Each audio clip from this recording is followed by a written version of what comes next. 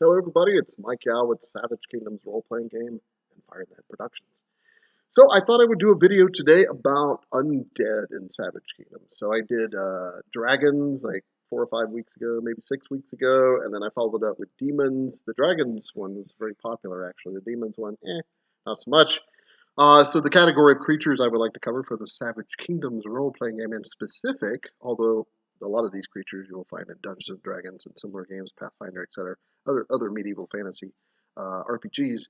I want to cover the category of undead this time. There are some unique types of undead in Savage Kingdoms they would not find anywhere else, as any good game designer, in my opinion, should do, or world builder. But most of them are either from actual mythology, which is pretty thematic for Savage Kingdoms par for the course for the most part, um, or just in the kind of zeitgeist of what people think about undead with medieval fantasy in particular. So, all right, so this is the Savage Kingdoms core rulebook, 3rd edition, right? That's the current edition and all that stuff. That's the core rulebook, and on page, wow, I just nudged the computer, the camera there. I'm sorry. On page 354, you can see this is we're in the bestiary chapter of the book, which is kind of towards the back. And I don't know why I'm showing you the dragon image. It's cool, but it's not really undead. Anyway, so there is a little section on page 354. It talks about the different types of supernatural creatures. So the way the bestiary is laid out, those of you who don't have the book, it starts off with normal animals or gigantic animals, and then I have, or actually, yeah, it's animals and gigantic animals. It's its own category. This is how I wanted to organize them. And the next category is supernatural creatures. The point is, I wanted supernatural creatures to be rare and not just kind of thrown in with all the other normal sort of animals and beasts and such. And then the last category in the bestiary is, is renowned non-player characters and NPC templates. So I guess it's technically four sections, but I think that NPC section is all one section. So, and then if you go to in the supernatural section, which starts on 352, it talks about supernatural creatures in general, monstrous beasts, demonic beings, fae, undead, and other types of creatures whisper to haunt the desolate regions of the known world. Some have otherworldly origins and are extremely rare, while others might only exist through some terrible magic craft or have been pushed to the hinterlands of semi-civilized realms. And then the last paragraph of that little opening of that chapter says there are various types of supernatural creatures and otherworldly beings, but scholars and lore masters tend to narrow them down to the following somewhat convenient but seldom perfect categories. So the first one is demons, which I already covered. Then it talks about angels. You'll notice if you look at the demons video for Savage Kingdoms, demons and angels actually are from the same kind of race. I've never really quantified what they been called, but they were the Valkyr, I think, in the north, they call the angelic version of that same race. Because I wanted them to be more ancient and kind of beyond, like there's very little lore left. It's such an ancient race and culture that there's very little lore that remains. Um, yeah, so I wanted it to be ambiguous on purpose. Demons, angels, then there's the next category is dragons, then elementals. And again, I might do later videos about elementals.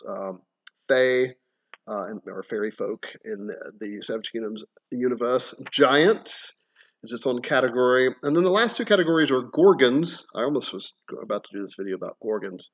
I'll do that one later because it's its own thing in Savage Kingdoms as a category. It's not like from Greek myth. It's similar, that's the point, but it's not exactly. And then the final category is undead, which is what this video is about. And the reason I chose undead is because I start rehearsals for Young Frankenstein tonight, for starters. And I'm starting to see Halloween stuff, actually, in like some of the big stores. And, I know it's super early, but yeah, it's kind of got me in a little bit of a mood. So I'm like, let's talk about some undead, shall we? Okay, so on page 354 of the categories that I just spoke of, I'll read really quickly from the undead, just a general little, it's like 2 paragraphs to kind of prime the game master and players of Savage Kingdoms, kind of the feel of undead and their role within the setting. So it says, not alive in the true sense of the word, though not entirely deceased either. These are the waking dead, or the re-risen, epithets often used to describe such horrible animated corpses such as animated skeletons, draugr, and zombies, or worse still, those with a modicum of intellect and driving will to destroy the living and dominate the world of men, uppercase M. This latter category, that some might call greater undead, are such foul things as ghouls, grave wights, vampires, wraiths, and more. It is known that some types of undead beings are only affected by silvered weapons or consecrated water, such as holy water, and in some rare cases, pure water, sunlight, garlic, or the presence of certain holy icons, particularly those of St. Palladir or Signa. They are considered kind of more holy. That faith, that sect, whether those two deities actually exist or not is a whole different thing. Certain incorporeal creatures are bound to a specific area or object, or might be able to cross running water, among other supernatural flaws. Creatures not meant to be will always, and that's kind of like an epithet, like not meant to be, must always possess a weakness or two for heroic opponents to potentially exploit. And I think the meaning of that last sentence that I put in there was that creatures that aren't part of nature probably really shouldn't exist. Because of the brokenness, the fact that they don't fit into creation, they have these flaws, right? These things that you could exploit, such as for vampires. I read over some of it. Sunlight, possibly garlic for lesser vampires. I'll get to more of that in a second. Certain holy icons slash holy symbols, holy water, perhaps running water. The reason the running water lore exists is because it's considered pure, like pure water. So anything associated with purity can harm a vampire, and in some cases, other types of undead. Which I'll get to more in a second. Sunlight being the obvious one. Sunlight, light is pure, right? It overcomes darkness, and that was more obvious why vampires and even other undeads might, if not take direct damage from sunlight, but at least very uncomfortable in sunlight. And there are other evil creatures too that kind of, or if they're not necessarily evil and corrupt, they just kind of live deep in the earth, and they might be affected by sunlight as well. So it's not necessarily always undead, but often is the case. All right, so then on page 354, the stats of all the creatures of the supernatural category begin, and the first one is animated skeleton. So skeletons are kind of a D&D trope, and beyond D&D. Jason and the Argonauts had the famous scene that was animated by Ray Harryhausen, who I got to actually meet before he passed away. I had dinner with him. Quite a legend, long time ago. And other fantasy literature, even in mythology, if I'm not mistaken. Well, yeah, I know for a fact in some certain mythologies, particularly in Norse and Greek myth, there were mentions of like corpses that came to life that were skeletal. Usually, they were guardians of some treasure, or they were there to test the hero in some way. So, animated skeletons. D&D is called skeleton. In Savage Kingdoms, I wanted to be more specific to not refer to just a skeleton laying on the ground, an animated skeleton, a form of undead. Its challenge level is 2. So the challenge level system, by the way, just not to go off on another tirade, which I'm famous for, or infamous, more like it. That is so in Dungeons and Dragons has the CR system, which means challenge rating, and then in Savage Games we have CL, challenge level. I just wanted to use a different terminology, but it's not exactly the same, which is another reason I chose a different terminology. So challenge level, and just really quick in Savage Kingdoms is a 0 advancement player character is about challenge level 3. So then you've got some notches below, right? So that would be stuff like a wolf, I think is 2, or a panther. A 1, you start getting around like a horse or a bull or something like that. Like, normal animals, but they can be somewhat dangerous.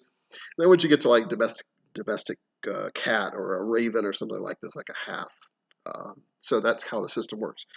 So in other words, a challenge level 2 is just below like the average player character. So if they were in like a gladiatorial arena, and like the favorite would slightly be the player character.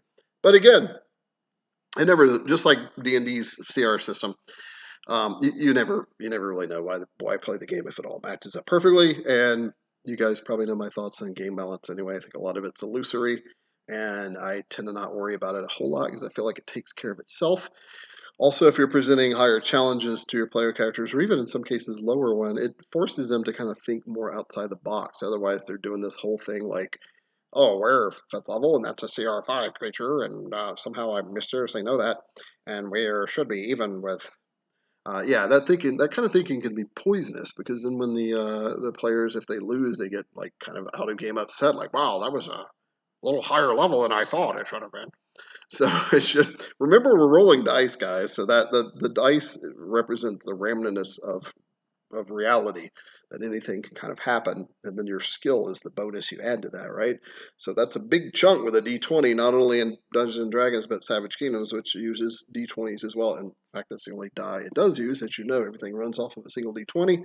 No reason for the other dice in Savage Kingdoms. So my point being is that when you have randomness involved in a game, not everything's going to work out perfect as far as challenge level, challenge rating goes.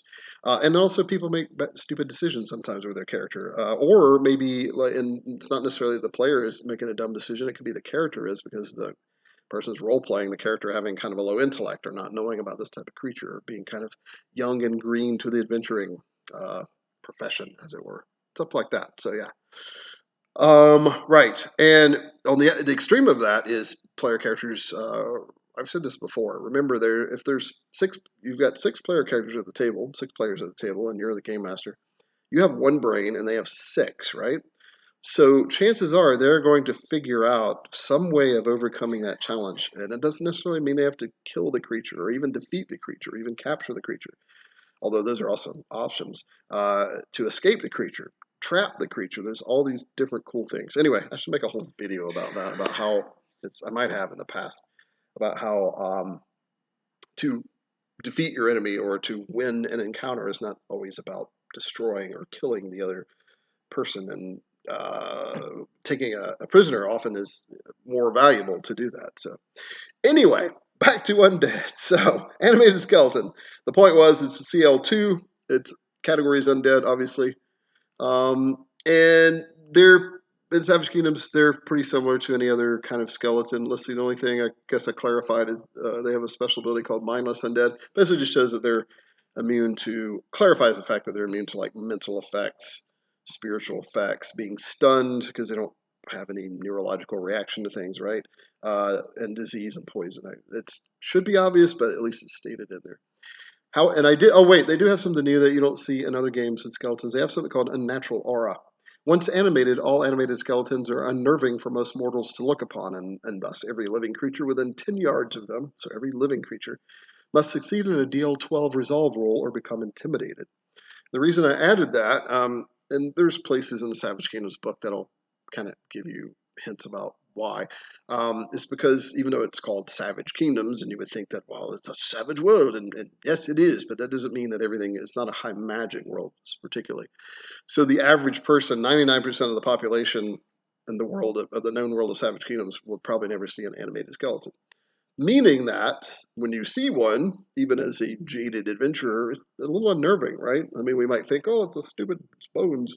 But if you were to really think that, and you saw this corpse just suddenly come to life, and it's like armed with a rusty spear or sword, and it's trying to kill you for no reason other than being animated by dark necromancy, that's kind of unnerving. So it's a DL12 resolve roll to or else become intimidating. DL12 is it's fairly it's like a little on the low end of a difficulty level, 15 being kind of moderate, and 10 being kind of simple. So it's right in between. So yeah, so like a normal peasant, most of the time, it's 60% of the time, 60% of the time, is probably going to be intimidated by an animated skeleton. Most of your adventurers who might have a +2, +3 resolve, maybe +4, most likely will overcome that fear. But it's there. And then they have weapon resistance. An animated skeleton only takes half damage from piercing or thrusting weapons and light slashing weapons. So I actually kind of put that back in there as an homage to like first and second edition D&D skeletons, where if I recall, they took only half damage. It's now called resistance, but back then they just literally said they only took half damage for piercing weapons. I think that was the deal. Maybe it was zombies because they don't have organs. I think it was zombies actually. Never mind all that. Because you're piercing organs, right? That's the point of a piercing weapon for the most part, and the organs don't function, so it doesn't really matter. Anyway, so Savage Kingdom skeletons take half damage from piercing or thrusting. I think that's obvious because you've got you might be stabbing through ribs, not really hitting anything solid, and also light slashing weapons like dagger or something, or a short sword. All bludgeoning weapons and medium or heavy slashing weapons still do full damage. I'm not going to talk about every creature in detail. This video would take way too long, but and then they have different talent. Everything else is kind of normal. Moving on, let's see. Let me find a couple of undead examples. Um, I'm going to actually go into. Oh wait, I'll talk about ghouls first because ghouls are a little different in Savage Kingdoms than say D&D and other games. A little bit, not hugely so. So a ghoul is spelled Ghoul or Ghul, which is actually more of the Slavic spelling, which is mostly where most of the folklore of ghouls come from, other than say like African Juju zombie. And those are more like zombies. Recently, so a ghoul, a slavering form of undead, a recently deceased human corpse, reanimated by either some dark or sinister death magic or from the bite of a vampire. I'll get to that in a second. Most vampires can create ghouls, after all, by killing humans, often their own thralls, via their blood-letting powers. The corpse eventually rises as a ghoul and seeks little more than to satiate a deep hunger for living flesh, preferably human or she. Legend has it that when a ghoul makes its 13th kill and as many moons, then it will become a lesser vampire. If the lesser vampire is left to thrive and slay mortals, there is some risk that it might eventually become a greater or master vampire. Ghouls appear as pale-skinned, undead humanoids, often with elongated tongues and purple or black nails, and ears that have become slightly pointed, not unlike a bat's. They are capable of speech, but only in harsh tones or in hissing, snake-like manner. Like this, I want to eat your flesh. Maybe not exactly like that. Make a new choice. So, so the lore of the Savage Kingdoms ghoul pretty similar, but you might have picked up on the difference there. So ghouls in Savage Kingdoms are you have to be a ghoul before you're a vampire. So that's kind of the caveat. So particularly in Melovia, a lot of nobles seek immortality kind of in a cheap way, and they become vampires so they can kind of live forever, just kind of ignoring all the weaknesses for the most part. Although that does give them pause. But once they found out that you have to go through a ghoul phase for 13 kills or 13 moons, that kind of puts a damper on many decisions because as a ghoul, their intellect is -2 on average. Yeah, that whole process, you're just eating flesh. You're not as smart. You're not as sentient as you were, and you have to go through that whole process to become a lesser vampire. When you become a vampire, you get like the blood drinking ability and stuff like that, and you no longer have to eat flesh, but then you crave just blood. So that is why I associated those two, ghoul and vampire. And I don't think that's completely original. I mean, I think it kind of is, but I feel like I've read there was like a link in some cultural past between ghoul and vampires, and it may actually be Romanian, Slavic. But even that wasn't like assumed all the time, depending on what region of Romania or Transylvania, etc., that you were from. So ghouls, they're flesh eaters. They're plague bearers. At least in Savage Kingdoms, they can cause you to be sickened. It's a DL18 healing arts roll to cure that condition. If you do not make your DL13 endurance roll to resist being moderately diseased, which is pretty bad. That's -2 to all your die rolls and defense until yeah. They're immune to disease, paralysis, poison, and sleep, but can still be affected by charm magic because they do, like I said, they do have a little bit of a mind and stun effects. Ghouls are vampires in the making, which I already mentioned. Let's see, blah, blah, blah, the other stuff. Wolfpack tactics, so they like to gang up on people and drag them down and just feast in a horrible frenzy of blood and gore. All right, so moving on. Ghoul, that was a ghoul. Let's see. Let's talk about a few more types of undead, shall we? We're only at not quite 19 minutes. That's not too bad. All right, I turned to zombie. Alphabetical order. So zombies on page 366 and 367 if you're following in the Savage Kingdoms 3rd edition core rulebook. So zombie is, oh, by the way, ghoul's challenge level was 3, I think, or was it 4? Zombie is a 2, just like animated skeleton. So ghoul was 3 or 4, like I said, it's a little tougher. Mostly because they're a little smarter, but also they can disease you and stuff like that, and their claws can do some fairly nasty damage in their bite. All right, so ghoul is not that unusual in Savage Kingdoms, and you might find in Dungeons and Dragons and other games, except for my ghouls tend to they like to choke people. So they have a battle talent called Chokehold, which is pretty powerful for those of you who've played Savage Kingdoms and you've managed to get that talent. You have to be pretty good at brawling. They also have grit. So grit means when they're staggered, which means when they're taken down half health, they do not suffer the -2 penalty to die rolls, mobility, and defense that you normally would if you did not have the grit talent. So that's kind of nasty. And the reason why of that is pretty obvious because they don't have nerves. They don't have a nerve system. So that they get an arm broken and knocked off. It doesn't it doesn't really, it might slow them down a little bit, but it's not going to affect them. They don't really feel the pain or the shock involved. So that's what that represents. So the reason I gave them a chokehold is I kind of in my mind I thought it'd be kind of cool that they're always kind of going for your throat and they're trying to choke you out. And I just find that kind of sort of horrific. There is a variant to zombies known as a Draugr. So it says variant. There's a northern-based version of the standard zombie called Draugr.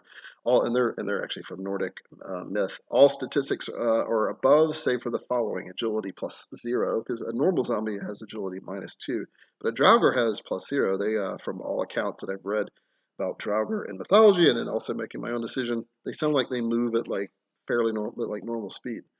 Initiative +0 because of the agility boost. Mobility 9, which is good because a normal zombie has a 7. That means that's the number of yards per action that you can move.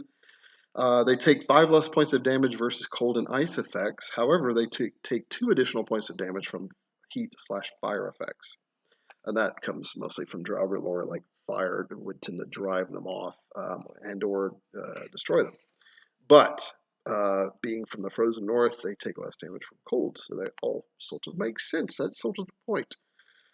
Okay, so I'm still in the core rulebook. I might switch to the Savage East secondary book in a second, but let me see what else I can find y'all in here.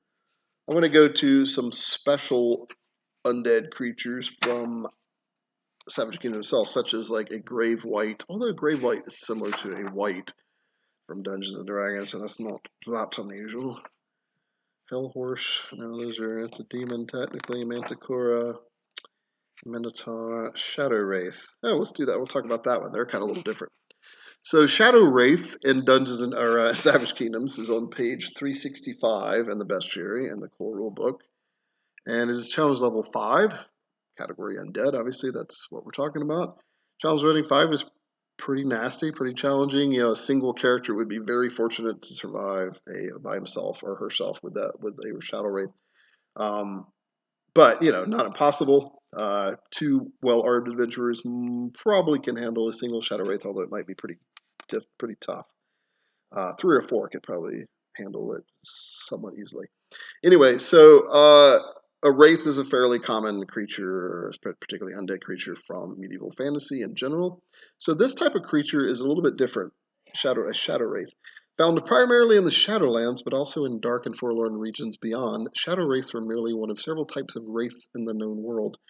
So a little side note. So I myself love wraith type creatures.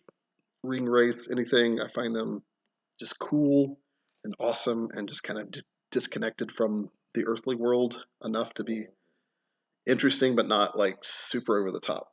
And so, full disclosure there. So Shadow Wraith is not the only type of wraith in Savage Kingdoms. There's also Wood Wraiths, and I just drew a blank. There's like a third one, and I even designed a fourth one for the new book that's coming up, and I can't remember exactly what it was. Might be called a Blood Wraith. Can't remember. Anyway, for now, we'll just talk about the Shadow Wraith. Shadow Wraiths, let's see, in the known world, wraiths are incorporeal undead spirits, and a Shadow Wraith is said to be a she or she-blooded human who died of a broken heart. So that's where they're different. They die of, and I'll get a little more specific lore here in a second. Since the blighted territory known as the Shadowlands was created by a potent civil war among the she-folk, it is believed that many souls were corrupted into Shadow Wraiths here and beyond.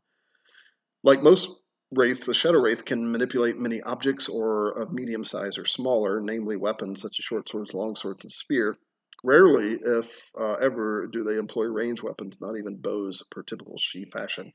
A Shadow Wraith is dark gray to inky black, easily merging with the deep shadows or the totality of nighttime, often with yellow or greenish glowing eyes, just because I think that's kind of cool.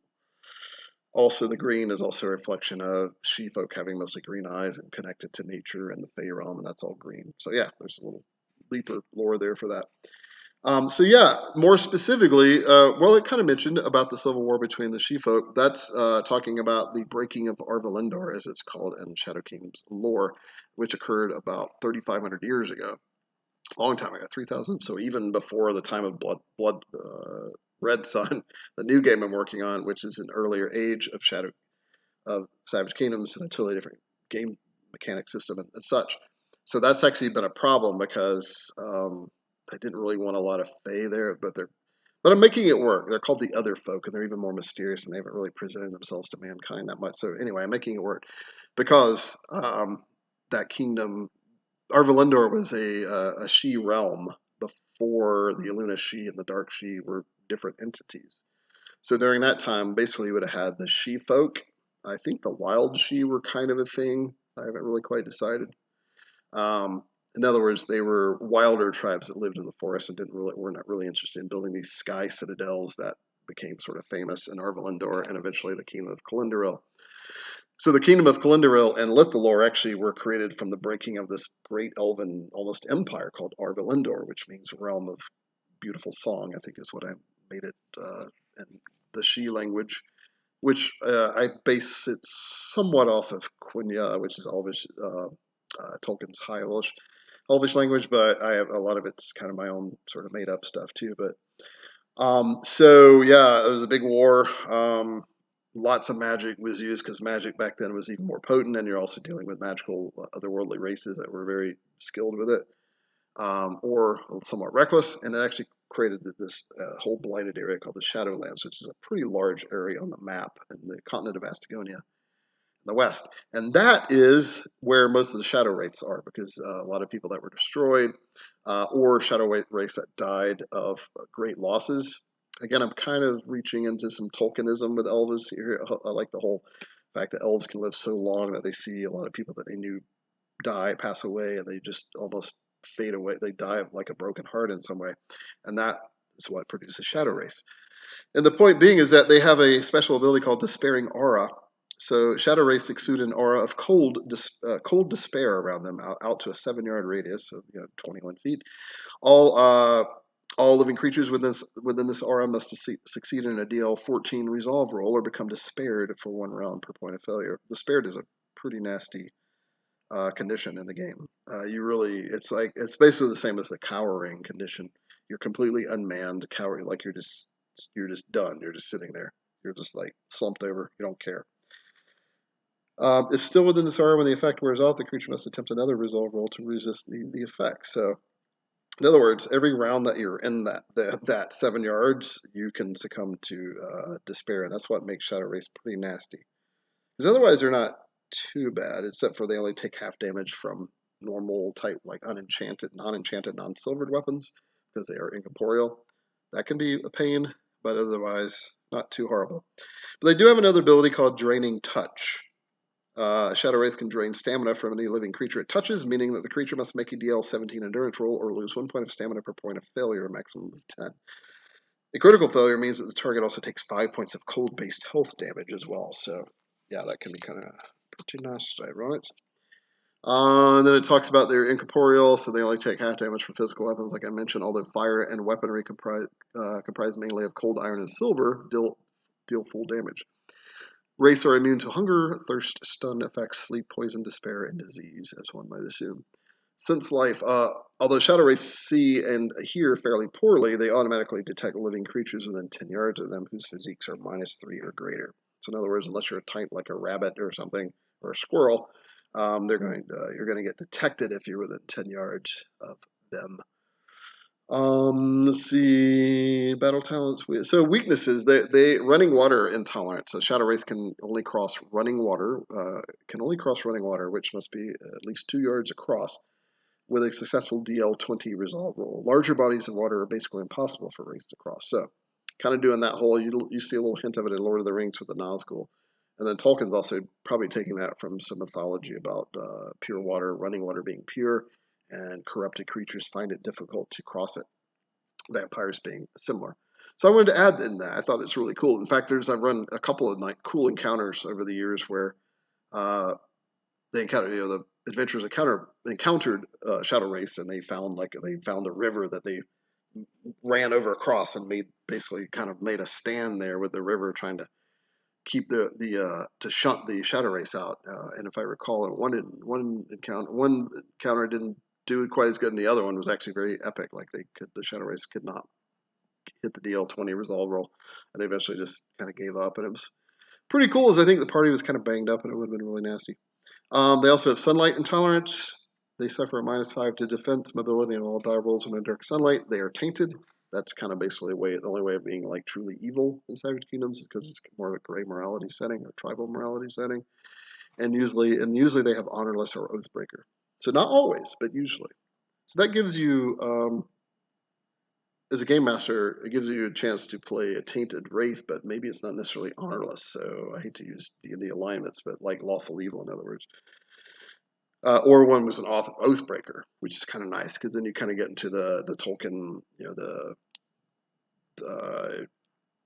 that Aragorn mastered, the Oathbreakers, the undead army that he was able to command at the Battle of the Pelennor Fields, etc. And then let's see what else they speak. They speak Dwargar, another speech, and usually a local human language. They do know some spells, so they can actually use some magical arts: conjure darkness, fear, glamour, and one of the following: conjure acid, venomous touch, or sense corruption. All those are shadow and death magic spells, which probably a big shocker. Let's see what else. All right. Yeah, I'm going to go over just one or two more creatures, and since we're at like 31 minutes, and that's probably going to wrap it up, but let me show you a couple more unique creatures. So this is in the Savage East Companion book, the third edition, Savage Kingdoms, right? Savage Kingdoms 3, that's what that's for. And it has some more creatures, another bestiary chapter in it, as it were. Not as it were, literally as a bestiary chapter. Let's see here. All right, so okay, supernatural creatures start on page 173 of the Bestiary of the Savage East. And then there's a couple paragraphs about new creature types. There's 3 new types of supernatural creatures introduced in Savage East. One is the Devas. The Devas are essentially angels or angelic creatures that are kind of lesser angels in a sense. I think, yeah, D&D I think has Devas. And genies are a sort of accepted slang term for jinn or jinn. I think it's still pronounced jinn in like Arabic languages. Genies are supernatural humanoids originating from the other world or shadow world. They are an amalgamation of elemental, be it air, earth, fire, or water, and demon and angel, the latter two often not having much difference in the eyes of the typical Eastern commoner. Thus, they can and will dwell for a time in the mortal world if they so choose, though their homes are in the mortal world. Anyway, I won't read any more of this. Genie's not undead, but just want to let you know there's a different category. And then there's Oni. Oni are essentially demons of the Far East. Oni are demonic and often gorgonic or chimeric beings, a mixture of the netherworldly and mortal evil. The biggest difference from Oni from like Western demons, so to speak, is that Jade can actually do extra damage instead of necessarily always like silver or in some cases cold iron. But enough of that, because this is about undead, right? Not Oni and not genies. Maybe I'll do one of those later on. So I'll show you a couple of unique undead creatures. Oh, here we go. Corpse Lantern. Not entirely yet. So, also known as Will-o-wisp, Will-o-wisp or Will of the Wisp, also just Wisp. A corpse lantern is a strange incorporeal being, perhaps of both undead and fairy origin. Some believe that the spirits of those drowning in the forlorn marshes and moors of the world remain in the mortal realms as will-o-wisp, or that they might be the souls of fey beings, such as the Aluna She. They appear as vaguely glowing lights, usually of pale blue mucus, yellow, or pale crimson red. Regardless of their exact natures, corpse lanterns are deadly creatures incapable of any emotions beyond despair, dread, and agony. As such, they almost always try to assert their feelings onto living creatures passing through their domains, often by attempted murder, luring their victims into the deep, dank swamplands and areas tainted by fell quicksand. I had a good time writing that one, I remember. All right, so yeah, Corpse Lantern or Will-o-wisp actually has 2 categories in Savage Kingdoms. They are considered fey and also undead because, like the paragraph just said, they're assumed to be the spirits of fey creatures, particularly Aluna She, that that drowned or died in marshes in particular, and that's why they're often seen in swamplands and around quicksand and places, maybe even like the edge, waters, maybe even like the sea, or the shoreline of a lake or something. So they have a beguiling appearance. All creatures within 10 yards of a corpse lantern must succeed in a deal 15 resolve roll or become enthralled as per the beguile spell. So they can be enthrall you. So when they, without reading the whole paragraph, so if they enthrall you, they try to lure you into the swamp or water to where you drown, and then you often will become one of them. They also will feed off of your spirit, which gives them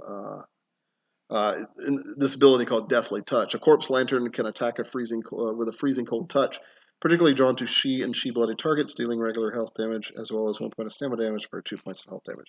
So I know in D&D they have more like a lightning or electrical attack. So in Savage Kingdoms they have more of this kind of freezing cold touch.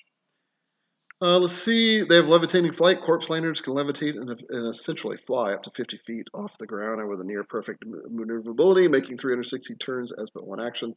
Blah blah blah. So they basically can float and hover, which is kind of similar to the D&D version.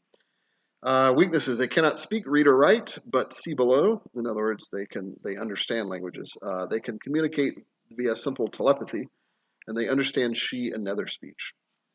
They're almost always honorless and tainted. So in D&D speak, that's like chaotic evil. Spells known: conjure darkness, mental message. Oh, I forgot about that. Some of them, they actually know a few spells that they can enact upon people. Conjure darkness, mental message, sense corruption are the spells I usually know. Right. Let's move on to one more or two. There's a demon hag. So where are we at? 36 minutes. Thanks for bearing with me so far. Let's say oh yeah, here we go. Dread Knight. This is one of my favorites. This is a Savage Kingdom's creature called a Dread Knight. Dread Knights are undead warriors, often actual knights or renowned soldiers in life, still fighting the good or bad fight even after death. Most often they are but mere skeletons, though those more recently created might have hanks of hair and rotting flesh clinging to their armored bodies. It is thought that certain knights or esteemed warriors were brought back from the dead when slain, perhaps chosen by some dark demon god or other horrible supernatural power. Alternately, very powerful and likely tainted sorcerers might know forbidden spells to bring forth a dread knight from its once mortal tomb, but few, if any, know for sure. Yeah, I won't read the rest of it, but yeah, so Dread Knight, kind of cool. They have resistance to they only take half damage from piercing weapons such as arrows, javelins, spears, etc. They have something called rotting wounds. If they deal damage to you, whether it's a weapon or their hand, whatever, they deal horrible necrotic wounds, which increase all DLs for healing arts and healing spells by 5. So the wounds are much harder to heal. Terrible presence. All living creatures within 10 yards of a Dread Knight must succeed in a DL 16, difficulty level 16 resolve roll or become intimidated. Critical failure means terrified instead, so you run, you flee. Yeah, and then they have a couple of cool battle talents. They do speak, plus they speak typically nether speech, and usually one or two other local tongues, depending on probably what culture that they were from in life. I think the last one I'm going to talk to, so this thing doesn't go too long, is this right after Dread Knight, is a Doulahan. Doulahans are really cool. So, a Doulahan sounds very Irish, isn't it? And I think it originally was. A Doulahan is also known as a headless warrior or headless horseman. They're not always horsemen, but often they are. So that's why Doulahan or headless warrior probably fits more. Headless horseman being a little more specific. So a Doulahan is oh, by the way, Dread Knight is challenge level 6. So yeah, sort of difficult. Doulahan, now we're at challenge level 7. Also known as a headless warrior or headless horseman, this fell creature is cursed to live on as an undead being, a free-thinking entity whose martial prowess still remains after its mortal life. A Doulahan, a Garanic name, so yeah, Garanic is sort of my Celtic tongue, so it is, I am kind of boring, that's a sort of all your sound to it, is almost always mounted upon a living warhorse or an undead version of one, and often is seen carrying a head, either the severed head of an opponent or its very own. This latter instance is the rarer of the two, for it is thought that the Doulahan's own head acts as a talisman which contains its life essence, or the necromantic energy used to drive the creature. Let's see. Some headless warriors still maintain a strange sense of honor, from perhaps a code that they once followed as knights, mercenaries, or some similar fighting men during their lives, their actual lives, while others have little to no honor or ethics. So that gives you a chance to run. You could run maybe a semi-honorable duel. I wouldn't say a nice dual Han. That's nice. It's kind of a weird, open, vague word anyway. But one maybe that's somewhat trustworthy. Maybe he's still tainted, but he's still honorable, has a sense of honor. That kind of thing, which is always kind of fun to roleplay. It does say all, however, are evil and tainted beings driven by a desire to decapitate their foes, inflicting the same fate that was done upon them in life. So to get really to what they are is whispered that the only way to truly end the existence of a Dullahan is to destroy both its head and its body at the same time. Otherwise, it is thought that both head and body and head will eventually regenerate, and the headless horseman will then ride again. I love headless horsemen from Halloween lore and Disney lore and actual mythology with the Dullahans and stuff. I think it's one of my favorite. And then creatures so had to do it. So I made them a little different to where their head is it's called Grim Talisman. The Dullahan stores its necromantic life essence within its severed head. The head, therefore, is usually hidden carefully away, so obviously no one finds it and destroys it. Although the headless warrior must remain within 300 yards of it, or else it loses two health points per hour. So it can ride away from it for a little while, but it's kind of hurting itself. However, the warrior can use its head for additional effect. So it can use its head, like hold it aloft, and it adds a +5 bonus to the warrior's persuasion and intimidation rolls, and causes the DL of its aura of terror to increase to 21. It can also speak, which is pretty hard to resist. It can also speak through the head, its mouth and eyes moving in some horrible form of necromantic communication. A headless horseman can only be fully destroyed by destroying both its head and its animated body, which I mentioned earlier. And then it has one of his cool abilities has very deadly decapitating strike. If a Dullahan scores 15 or more over an opponent's defense, it has struck the foe's head off, essentially slaying him or her instantly. This does not work against creatures with no discernible head or with physiques of +15 or greater, which is still that's pretty darn large. I mean, player characters can really only get up to +6, sometimes +7 in physique. Only that's bigger than horses. That's as big as even slightly bigger than a frost giant. Only the expenditure of 2 luck points can save a character from this gory fate, in which case the character is still dropped to 0 health points. A humanoid with a tainted weakness beheaded by this form of attack will rise as a headless horseman by the next midnight. So if you're tainted, you are coming back as a Dullahan if you're killed by one. So yeah, pretty cool. But I'm going to end it there at 42 minutes. Oh wait, one last thing. There is a variant of a Dullahan, a variant. On rare occasion, a particular powerful Dullahan has the ability to throw a flaming head or a flaming pumpkin at its opponents, because I think that imagery is really cool. This is a ranged weaponry attack roll, +3 bonus, and has a range of 5/10/15. That means short range 5 yards, medium range 10 yards, long range 15 yards. Maximum damage is 10 with an armor piercing of 3 due to the fire. So even if the thing glances at you, it's still probably 3 or 4 points of damage. It could do up to 13 actually. So yeah, I think I'm going to stop there. There's a few unique types of undead too, but I'm just kind of run out of time here. Like banshees are a little different in Savage Kingdom. This is a good example. Grave Whites, which I was going to get to, but we're at 42 minutes, so never mind. But it's basically similar to White in the Monster Manual of Dungeons and Dragons, a little bit different, but White just means man, and like an old Anglo-Saxon, I think. So, in particular, and it became known to be a grave man that Shakespeare would say a gray man, right? So, kind of referring to a corpse. So, I just call them grave whites, just to kind of because it means grave man, right? So, I don't know, whatever. I think that's it. Thanks for making it to the end. Hopefully, you did. If not, well, oh well. So that's about Undead and Savage Kingdoms and how some of them are a little different, how they fit in with their lore, and even some of their mechanical game statistic abilities. So thanks for hanging in there. Maybe I'll do a few more of these. We'll see how this video does. Make sure you share, like, and subscribe, and all that YouTubey stuff. And I'll talk to you guys again soon. Bye.